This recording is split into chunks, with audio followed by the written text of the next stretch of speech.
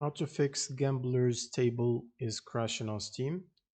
So first you want to open up the properties window by right clicking on your game and then go to installed files, click on verify integrity of game files. And once this process is done, you want to go back to the general tab, and in the launch options box you want to add -dx11, and then you can close out of Steam.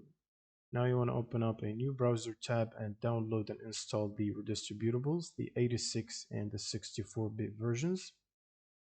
To access this table, you want to search for redist and then click on the first link, and from here scroll down to the second table. And once you install them, it will ask you to restart your computer. So just after the restart, you want to also check if you have the latest updates installed for your graphics card. So if you have an NVIDIA graphic card, you will need to install NVIDIA app. You can get it from nvidia.com by clicking download for NVIDIA app, and then go back to the drivers. And from here, select Game Ready driver and check for the latest updates. And then you can install and download the latest updates if they are available for you. And once you finish installing the updates, you want to run Steam as admin before launching the game.